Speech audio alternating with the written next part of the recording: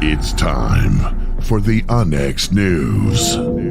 Extraterrestrials, time anomalies, dimensions, remote viewing, UFOs, UAPs, and USOs, ghostly encounters, abductions, Bigfoot, and more. Your end of the week news source for everything unexplained. Here is your host for the Onyx News Podcast, Margie K.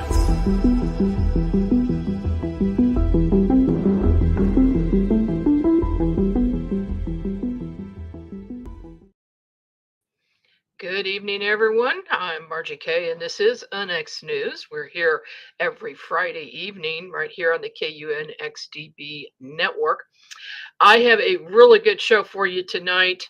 Can't wait to talk to my guest, but I do want to mention a couple of things first. Don't miss the MUFON Symposium coming up in Texas in July. They still have seats available. And of course, Robert Salas is the keynote. I will be there along with our producer, Race Hobbs. Come by and say hi at the Onyx booth there if you would. And we're also doing the Contact at Sea cruise in September. I will be a speaker there along with a host of really good top speakers. That's going to be a fun time. And then, of course, we have XCon coming up in Springfield this year, October 11th through the 13th. We have an excellent lineup of speakers and events for you. So please do check that out at unxnetwork.com.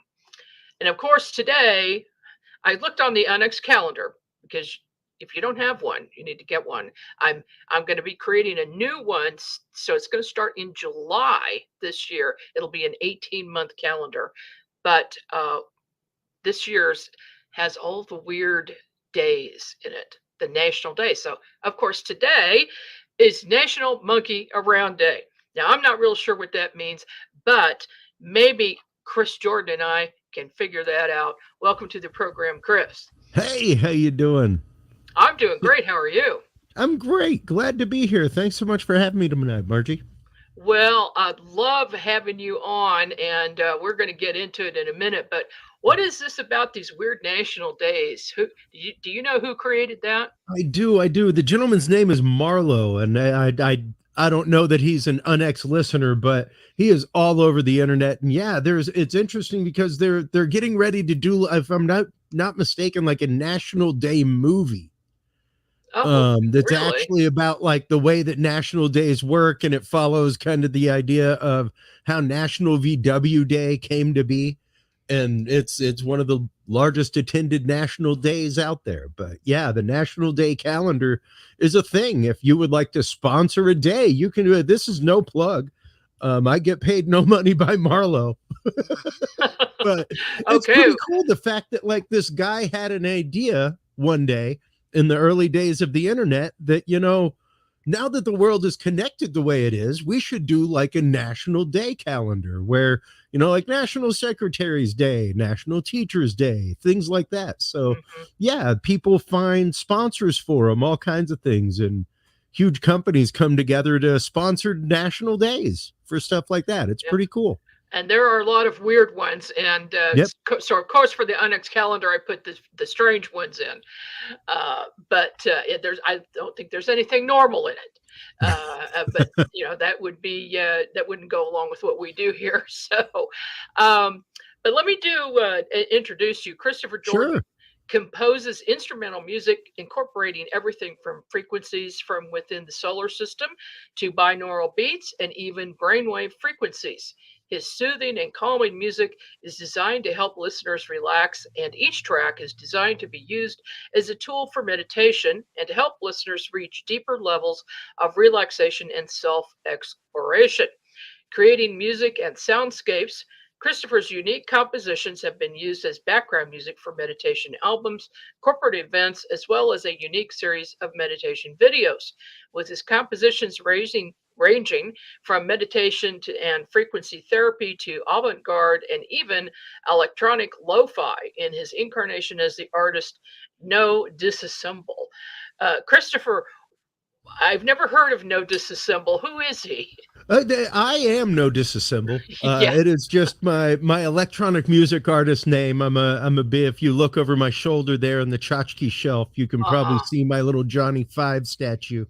My brother gave me that name years ago. I was a part of another duo that my partner ended up going on the road for work and was gone 3/4 of the year. And it was like, wow, who am I going to create music with now? You know, like I've always made avant-garde music, things like that, and always made therapy music. But my lo-fi music, things like that, it's a different creative process. And I enjoyed having a partner. My brother was like, no, you can do it on your own. You should do it on your own. Like you should call yourself No Disassemble because of all the circuits that you modify. Like I own a Oh. guitar pedal modification company, and I tear things apart and I rebuild them and redesign circuits and things like that. So So that's where the really, name came from. you are Disassemble. Yeah. No, To me. I always Yeah. tell my wife, because she's like, for some reason, things just work for you. And I'm like, yeah, because they've seen what I've done to their brethren, and they know that they will end up stripped for parts if they don't like work.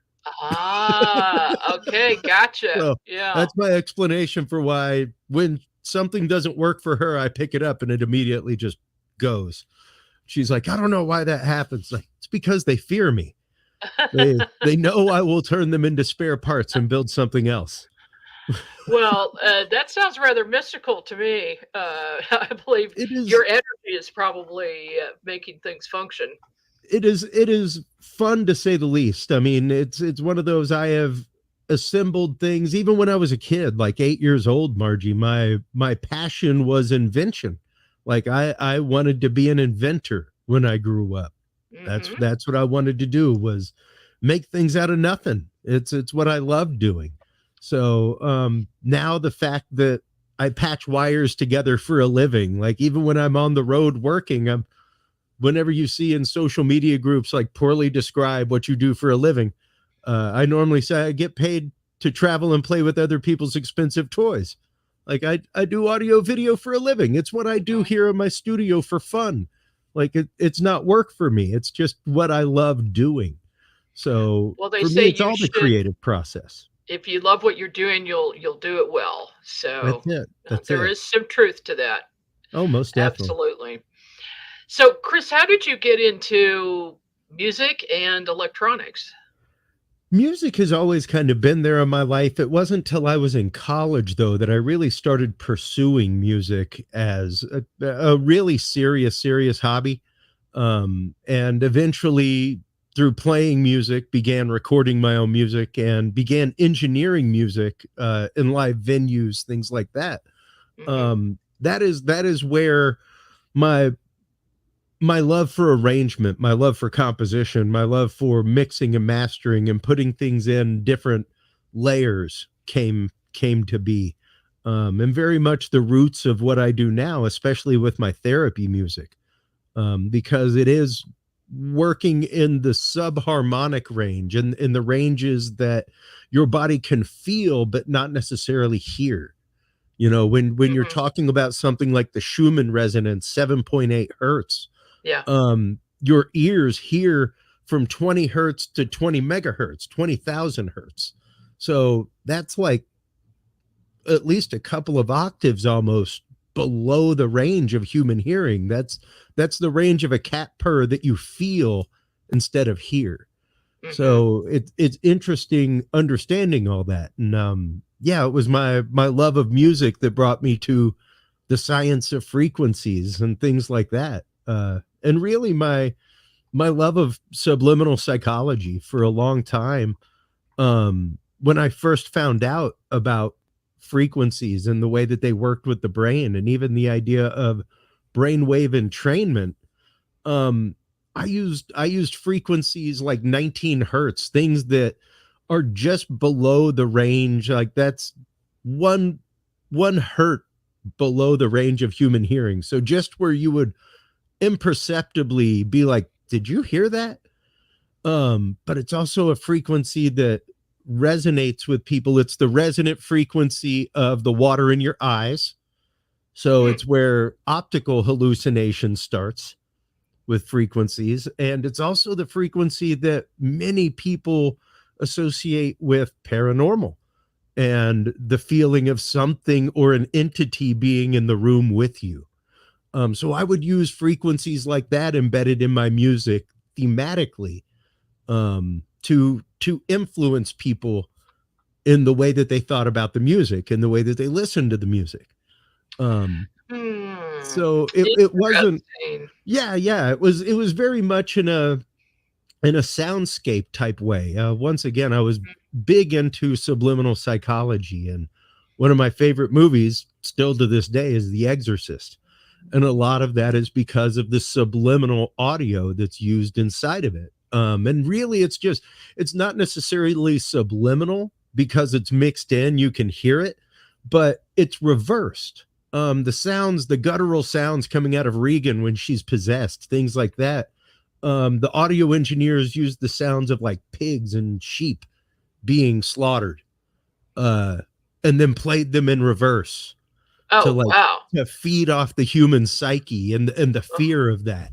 They used the sounds of like bees and wasps shaken in jars and played in reverse to help build tension, things oh, like that, because your brain will actively decode that stuff. mm-hmm. And it's really interesting once you start delving into it. So yeah, the idea that they were using subharmonic frequencies, things that you aren't able to hear but influence your body, even to the point of like repulsion, disgust, things like that. Like Mm-hmm. it adds to the movie and it adds to the movie experience. So So does uh, it affect your subconscious mind? it can, most definitely. And that's one big reason, Margie, why we have active laws against like subliminals in movies. Mm-hmm. Like there once was a day and age, like I'm almost 50. It happened back in the 40s, things like that. But there was a day and age where as they played the let's go out to the lobby thing, they would flash a Coke label. Bam. And Yeah. oddly enough, they sold more Coke before shows started. Not Pepsi, not other products, just Coke. So yeah, like the idea that our brains can see that one frame out of 30, kind of like in Fight Club where the guy's putting Right. the inappropriate pictures into Bambi. But your brain sees it. Your eyes may have been deceived and been like, did I see that one frame? But your brain saw it and decoded it. Right. So Right. subliminal Yeah. frequencies using binaural beats, things like that, or even frequency therapy, pure tone frequency therapy is very much along the same lines, where it's really more uh, regularity of exposure that brings your brain to be able to tune into a frequency. So frequency therapy would be kind of akin to the chakra that's spinning over my shoulder right now, where you have a singing bowl that is tuned to that frequency, and it vibrates through you as you hold it, things like that. Your brain definitely ties into that. Now, the difference between that and binaural beat is basically making your brain create that frequency on its own.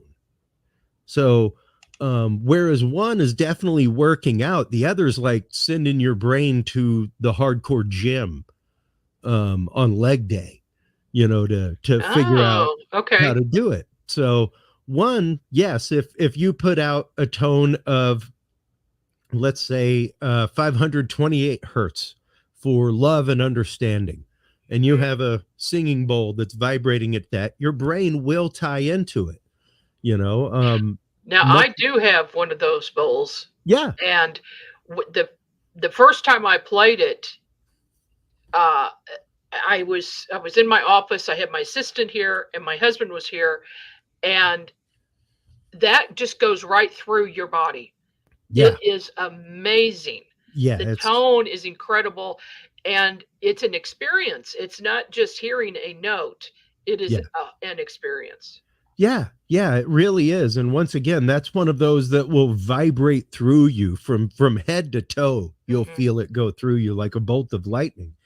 And now using that bowl, your brain will tie into that. You know, there's a great concept, and this is what binaural beats works off of, is the idea of entrainment. The idea that if you and I, Margie, we aren't the same height. I'm sure I'm about 6'3", so Yeah, no. I'm sure our strides are slightly different. However, even my wife, who's a lady of smaller stature, when we walk down the hall, eventually our footsteps fall into sync.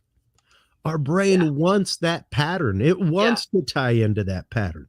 So your brain will eventually, when exposed to enough 528, begin creating it itself. However, if you want to shorten that path, you can use binaural beats. And basically what that does is, by feeding one ear 529 and the other ear 527, it creates a wobble in your ears, and your brain eventually goes, wait a minute, I think you want the sum of these two, 528.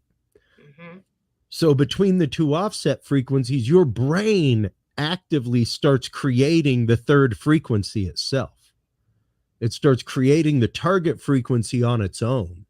That's just amazing how that instead works. of just tying into it. So it's pretty remarkable, the fact that yes, we can hijack that utter biological response of our brain, and it can be done to malintent.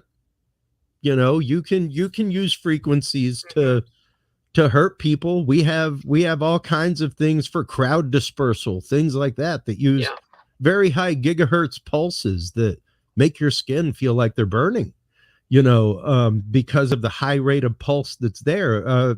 For those of you that don't know, a hertz rate is basically a calculation of pulses per second.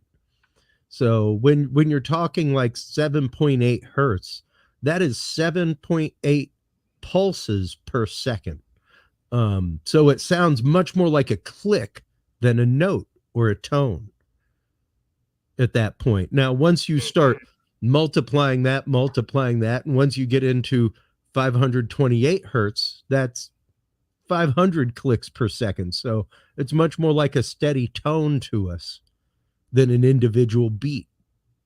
So it's pretty interesting. Like when you get down to 90 hertz, that's about the range of slightly active heart rate. You know, 86 is about a resting heart rate. Mm-hmm. So it's pretty interesting. One of my favorite drummers in the world is Neil Peart, or not Neil Peart. But the quote comes from Nick Mason from Pink Floyd. He said his drumming teacher always told him not to drum faster than your heart can beat, which is an interesting concept. Because when you start listening to a lot of modern music, it's very, very, very fast tempoed music. And it affects you. Oh, it does. It's very negative. I can't be around it.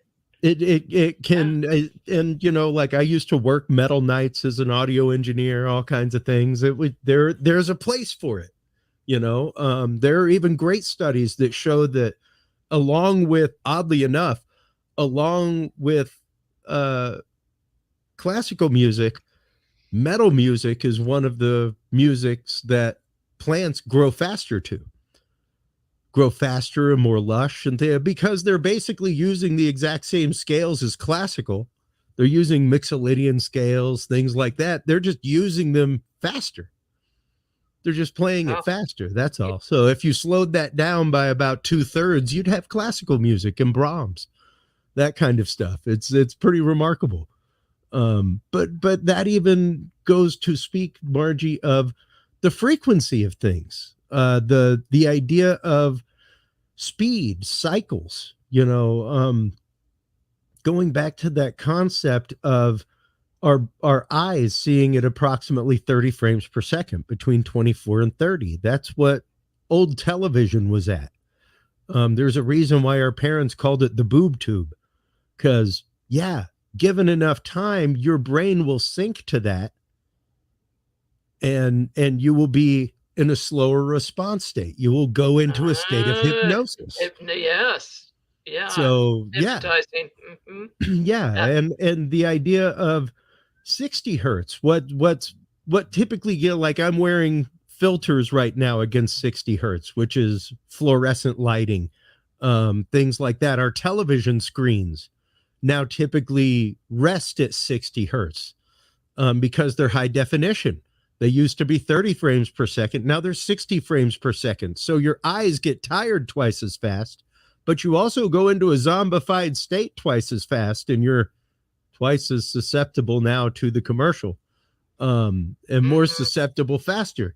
So yeah, it's strange. Once you start doing video math of the frames per second, it is exactly a multiplication of our brainwave frequency and the frequency at which our eyes see. So even now, most HD 4K television is done in 120 frames per second. That's your brain goes into your zombified hypnotic state 4 times faster than it does on an analog television. Oh my goodness. So yeah, watch out, folks. Don't watch TV anymore. Yeah. They're brainwashing you. Or just make sure that you're watching good stuff. Yeah, exactly. Like my mother, God bless her. I remember years ago, she used to be so worried because I ran sound at night. I wouldn't get home till 2, 3 in the morning. Like nothing good happens past 11 o'clock. Right. Which, nothing good in the world. It's like, well, yeah, you're watching the news in Houston, Texas. As you go to bed at 10 p.m., you may have some unsettled sleep. Like it's pretty much a body count. Like it's the news from Houston, Texas at 10 p.m.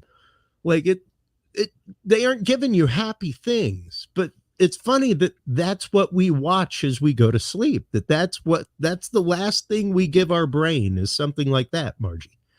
Yeah, for most people, yeah.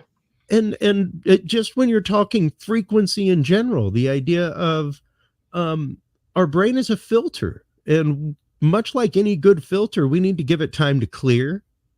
We need to give it a break from information. Like if you've got a sieve sitting at the bottom of a rain gutter, given enough rain, that sieve will overflow and not do its job.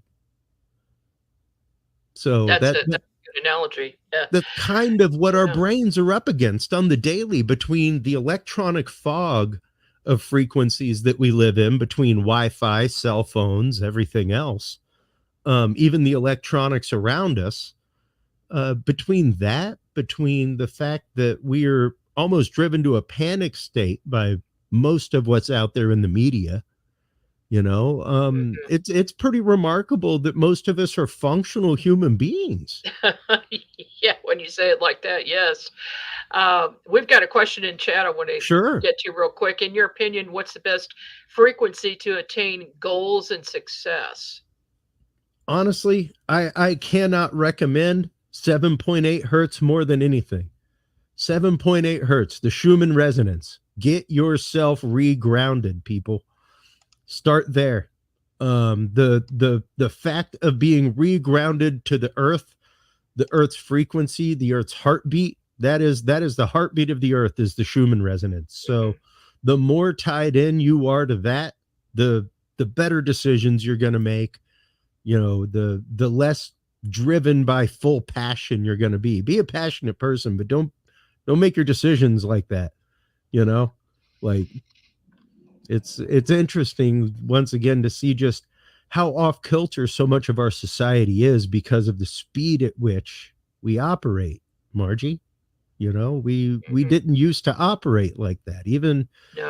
Even my grandparents, when they grew up, unless you had a fat light or a lantern, it was dark when the sun went down. They didn't have television. They grew up in rural Louisiana. They didn't have like electricity. Like they had a kerosene lamp, things like that. When the sun went down, they saw stars. They were connected to the earth in a different way than we are right now, all of a generation and a half later. How can people be exposed to the Schumann resonance?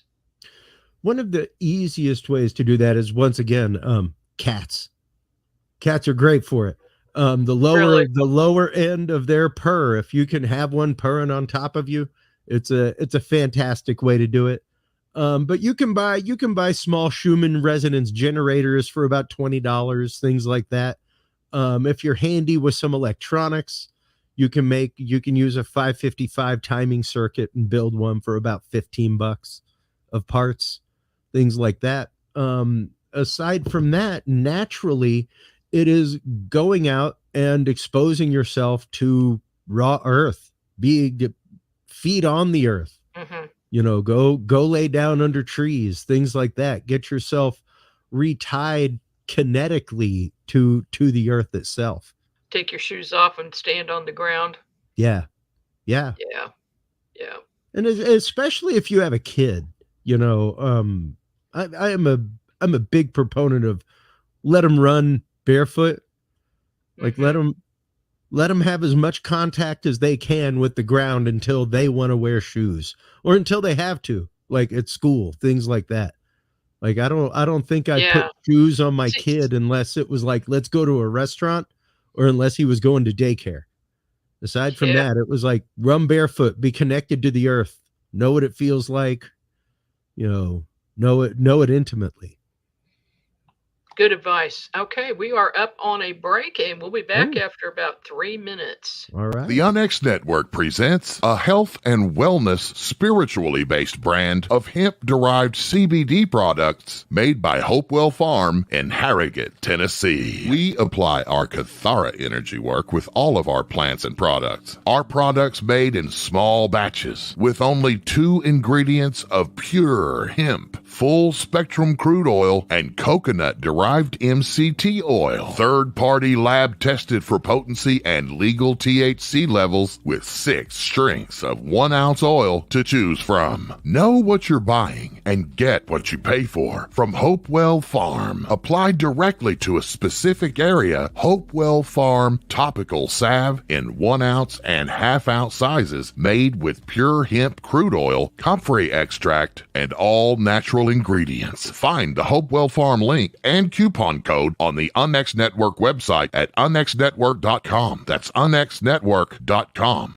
This September 6th through the 13th, join with like-minded souls in the experience of a lifetime on the Royal Caribbean Ovation of the Seas as we travel from Seattle to Alaska. Internationally renowned researchers, investigators, experiencers, authors, holistic healers, contactees, spiritual luminaries will sail on an extraordinary voyage of transformation. This cruise will explore UFOs, alien contact, cover-ups, ancient mysteries, the paranormal, holistic healing, and spirituality. Experience engaging lectures, one-on-one sessions, private, custom-tailored excursions, and a nightly UFO watch. The cruise is booking up fast. Go to contactatsea.com and be sure to mention the UNX Network when you book. That's contactatsea.com or phone 336-749-1219. That's 336-749-1219.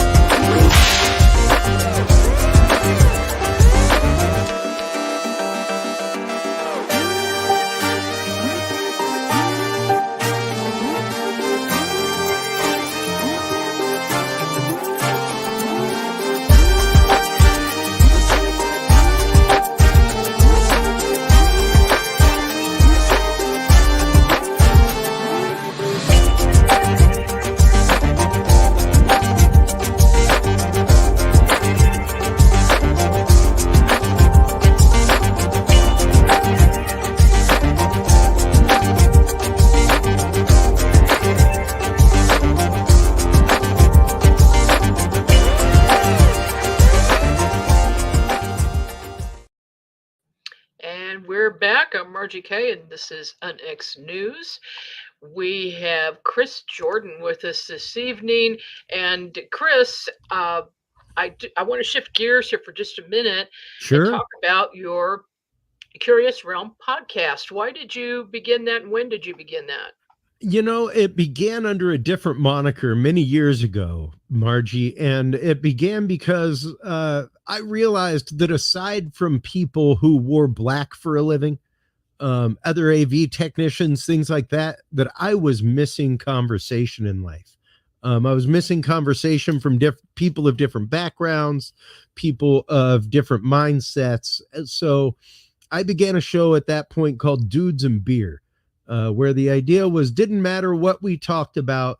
It was myself and two other people from different walks of life who got together, talked about topics, and agree or disagree, we were going to keep a conversation going.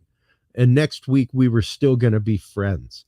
And it eventually morphed into deeper, thicker conversations, guests, things like that. And me being on the road for work most of the time. So I rebranded things and it became the Curious Realm. And now we have conversations about still deep, hard topics, things like human trafficking, targeted individuals, that kind of stuff. Just worlds of research that many people may not be aware of. And I see it as my job to help demystify topics, things that for average listeners, for regular people who don't research for a living, that don't like for a long time, even in my career as an on-air producer, my job was finding guests, looking up topics, reading news articles, compiling information, things like that. And I realized rapidly that is not everybody's job, Margie. Like most people don't swim in the waters of news and information almost 24/7. And for a while in my life, that's exactly what I did.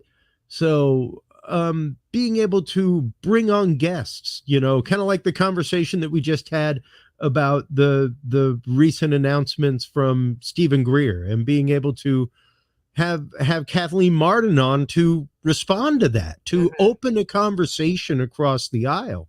Because, unfortunately, I proudly wear the badge capital S skeptic, Margie. I am a believer's believer in all of these topics. However, because my belief is there, my realm of evidence has to be larger. My realm of what I consider evidence. And like I say on the show with my air quotes up for those out there that are just listeners, evidence is what clears you in court. Evidence is what exonerates you. Evidence is what sets you free. So unless that picture with the circle on it is something that you would give to your lawyer and say, keep me out of prison for life, you may want to reconsider calling it evidence. You have a point of datum to add to the data set. So demystifying things like that, where it's like, let's get to the root of this. Let's get to the root of a conversation and be willing to reach across both aisles, from the aisle of a hardcore researcher to the aisle of a hardcore believer, and meet in the middle somewhere, because somewhere within that science that a hardcore researcher is following is their own doctrine as well. And they're following their line of thinking and processing because of what they believe, Yeah. And it really does take that open-hearted, empathetic understanding that, we're all doing what we believe and what we believe is right, Margie. And the beautiful thing about America is we all have that God-given right to wake up and make any stupid decision we want. Yeah, that's one way of putting it. We do. It literally starts with that. So, we have free will. And we have to be willing to have a conversation without trying to convince somebody of our paradigm. We have to get back to a point of trying to understand what somebody believes and just seeing that as a beautiful facet of the gem that is that person. You don't have to buff the facet anymore. You don't have to polish it to the way you need to see it shine. Just accept the fact that that's a facet on the gem that is that person, you know? And I think if we did that across all communities within this, we would get to different answers about a lot of things. We would get to a much more empathetic understanding from across both aisles. One of the topics I bring up regularly is the idea of Bigfoot and portals. I am a believer in portals in Sedona, things like that, energy vortices, all kinds of stuff. I'm also a believer in the fact that there is a large hominid species roaming the woods of North America and beyond. However, when you bring them both up in the same encounter, now you've got something different, because which side of the unknown spectrum do you start investigating that experience from? The portal or the cryptid? Right.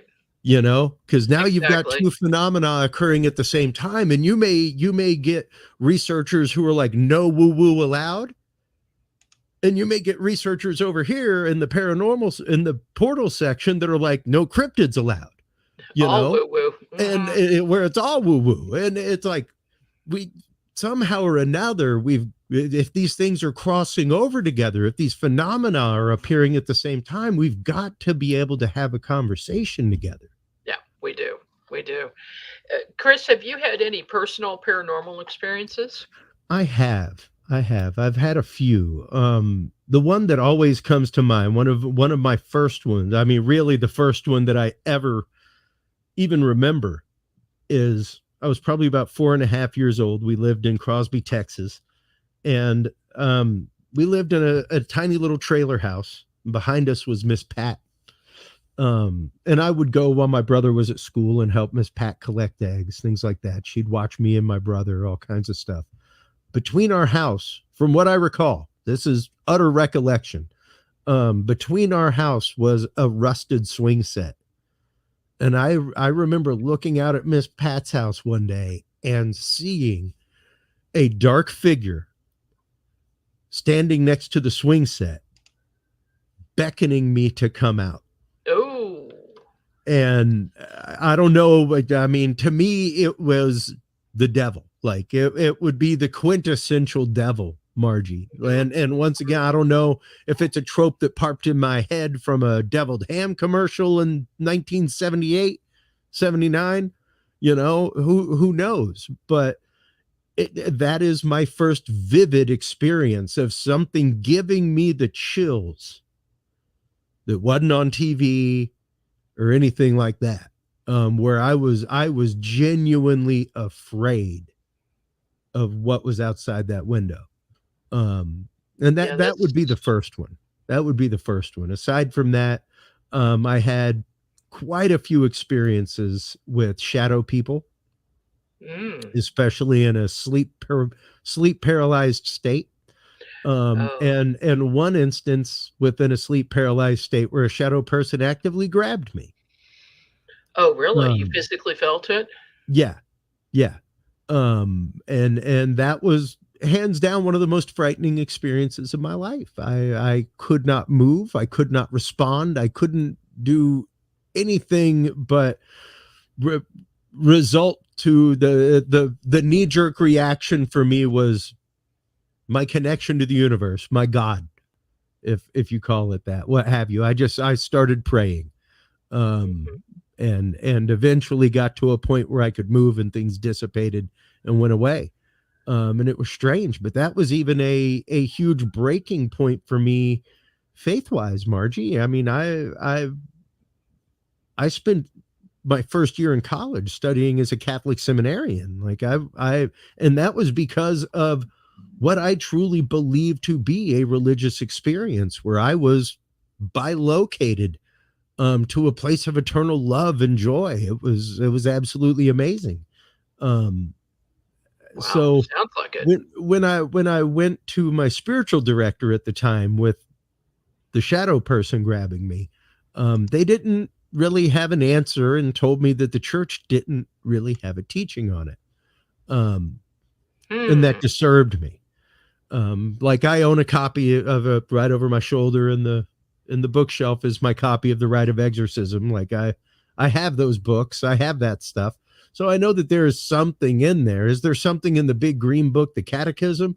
Ah, you know, um, but man, it was a big crisis of conscience for me and a big spiritual awakening to something larger than the scope I had been given and the chest of tools that I had been given to build and create my spiritual world with, you know? Hmm.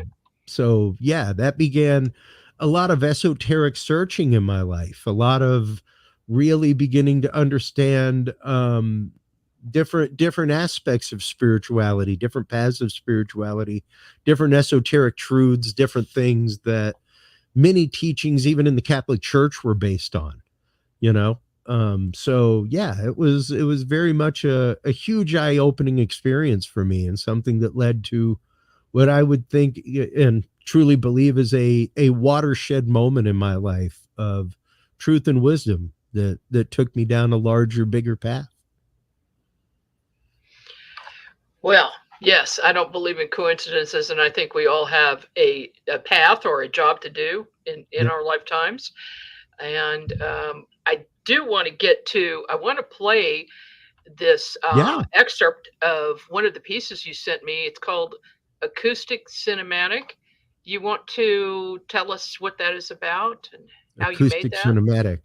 Um, which That's is what that? Hmm. I think that's. Let me Experiencer? see. Oh, experiencer. Here we go. Here we go. I have a whole list No here. worries. Yeah, I'm sure you have tons of them like I do. yeah. So, what is this?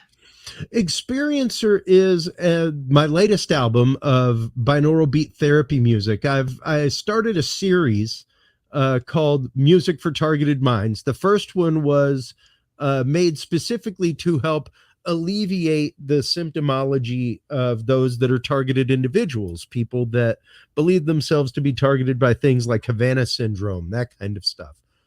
This is volume two, which is made to help those that have experienced trauma from UFO abduction, ET experience, close quarters contact.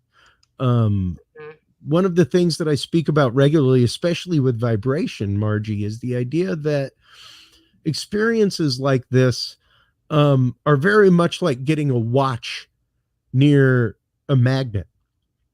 The watch may work, but it will always be slightly off.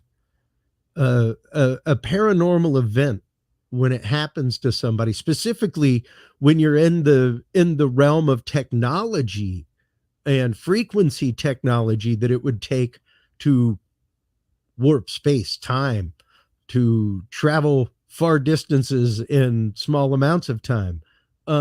That is a massive range of frequencies that you're dealing with, and that can be hard to once again retune yourself to the world around you, much less to be able to get rid of the PTSD, to be able to see yourself as a normal person afterwards. So many people, it takes them years sometimes, as I'm sure you know with your work with people, mhm, takes them years to process these traumatic events, and to be able to get to the depth of what this event actually means for them in their life. So this album Experiencer is made specifically to help retie those that have been through these traumatic events, through these close quarters, close contact um, events with extraterrestrial entities, extraterrestrial technology, back to Schumann resonance, to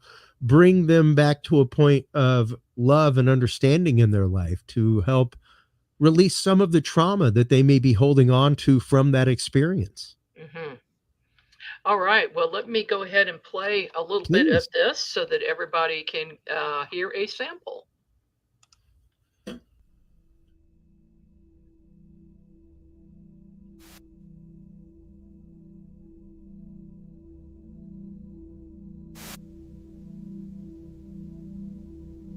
it actually thinks it's playing. Oh, it's in there.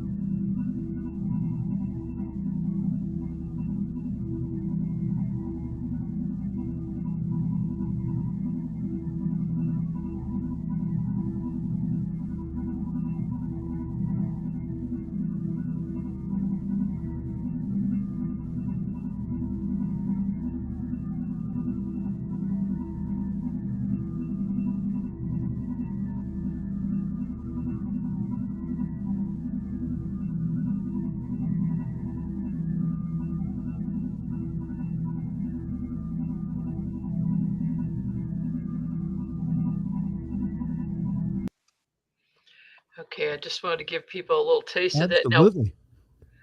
what? Absolutely. Yeah, it. I'll tell you what it does to me. It just did it Please. again. Please. Vibrates my brain right in a line, right in line with the psychic center and third eye. And it's I can physically feel it inside my brain. That is incredible and awesome to hear. Thank you so much. That is huge compliment, especially from someone like you that does as much meditation and work with people in that realm. Sev Talk said the same thing, that it Mm, was something that moved her to other realm, and that's kind of part of the purpose, is to help people realize the fact that that this should be shifting them to another frequency. These experiences are meant, and they can be frightening because they're paradigm shaking. Margie, the turn of phrase that I have lifted from Kathleen Marden and Earl Grey is ontologic shock. It's the idea mhm, that when it happens to you, everything that you know to be is rocked and changed. Everything is different yeah. at that point. And you can't necessarily go to family and friends with it because everything's different. And it can be hard. It can be hard for people to be able to come out and talk about their experiences, to be open with them. So um, I help. I created this to help people be able to process that, and to be able to get over some of those fears, and to be able to get back to, I guess, normal functioning uh, amongst people who may not understand what they've been through. I can see how this music, these creations would help a person mentally. Uh, I mean, because I could feel it instantly. Mm. What about physically? How does frequency affect the body physically? Frequency affects the body very, very much in the same way that it does our brains. There are numerous studies showing rapid healing in burn wards, things like that, specifically with frequencies that are based in octaves of uh, 7.8 hertz Schumann resonance, things like that. Once again, we are swathed by frequencies, and our whole body, specifically our brain is just a big salt and fat transducer living inside of a big resonant chamber. Like it's ready to receive all of these things. And what's interesting is we see a very, very small slice. We see and hear a small slice of the electromagnetic spectrum. Hmm. Um, Very, very tiny slice of it all.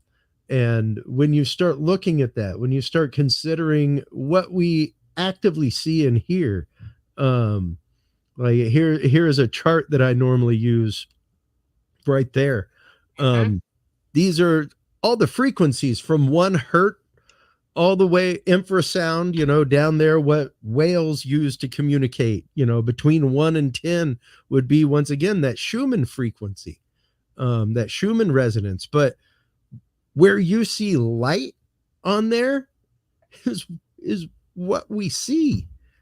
Like there is a huge vast universe out there that we do not see and hear, that's literally right adjacent to us And affecting us. and affecting us fully. No different than the moon's gravitational pull is affecting us via distance. No different than right now the sun's solar cycle that's going haywire. Like, all of these things affect us, because when you start looking at it from a very ninth grade science point of view, Margie, we are not here. We are a conscious vibration, each one of us a unique conscious vibration. That vibration is attracting, much like the vibrations on anything will attract things to it. We are attracting matter. Right now, you and I, despite distance, by all known physics, we're sharing an electron shell. Hmm. That's just physics. So yeah, the idea that we ourselves are vibration, we are moved by vibration, we take part in that. It's pretty remarkable when you start looking at people like Maureen Seberg, the author of Fearfully Yeah. Obeyed. She is a tetrachromic. She's somebody whose Yeah. eyes not only see red, blue, and green, but yellow. So she has an entire million other colors that her eyes can see and process that ours cannot. Hmm. That's remarkable to think about how she sees and processes the world in a different way, in a totally different way, simply because of the vibrations that she is sensitive to. Even Yeah. yourself saying that um, you see color with music, things like that, synesthetics, very Yeah. much the same thing. You know, it's your brain being vibrated in a different way than the average listener. It is, and as a person who sees vibration, I see each person I see vibrates at a different rate.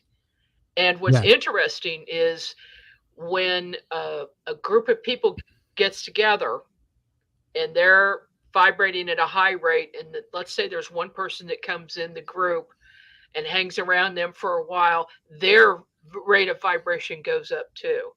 Mm. It's so interesting to watch. Yeah, it is very sympathetic, and I've said for years, we are all accountable for the vibration that we drag into a room. We're all accountable for Yeah. that.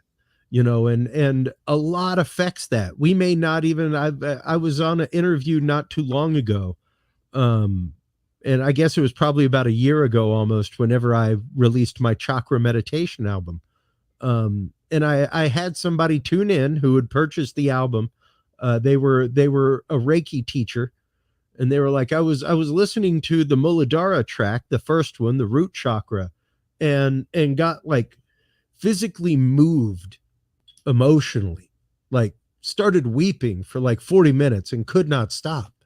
And I don't know what that was about. And I'm like, well, seems like you maybe have something that you've just kind of like tilled over in your garden. Like, even though you're a Reiki master and meditate every day, things like it doesn't mean that you didn't like just glaze over something as you were moving along. Like we all tend to do that. So there may have been something that happened that it just rang your bell, and you'd been okay until something hit you that deep. So look Yeah. for it. Yeah. And that's just it, Margie. We all, despite our adeptness at being spiritual, despite our adeptness at you know being psychic, clairvoyant, remote viewing, what have you, um we all need a leg up. We all need a little bit of help. We all need to be able to unplug sometimes and return to that root note that we're all a part of, you know? And what you're doing is another tool to help us get to where we want to be. How can people get a hold of your music? The easiest way is my website that's on screen right now, artofchristopherjordan.com. If you're a Roku user, actually, the Art of Christopher Jordan is where you can go and purchase all the albums. That's where you can go and purchase the video meditation series. There's a whole set of 7-hour long videos for each chakra that's available for sale. All kinds of things. There's also my free Curious Realm Roku app. So if you're a Roku user, there's some of the meditation music available there as well. You can find samples, decently long samples, about 10 minutes long, of all of my hour-long meditation tracks on just about every platform out there. So even though you can buy the hour-long track for about $20, you can buy a 10-minute sample for the average of like $1.50, something like that. So if it's something that, you know, you just want to try out, feel free to visit Spotify, whatever. Just look for Christopher Jordan. All right. Will do. Thank you so much for being on the program. We're definitely going to have some more to talk about because absolutely, we're just reaching the tip of it right now. I do know that much. And as a musician, I'm very interested in this. I'm going to listen to your entire album. Well, I can't wait. And I'll definitely report back. Thank you so much, Chris. Thank you. Thank you, everybody, for listening tonight. I'll see you here again next week.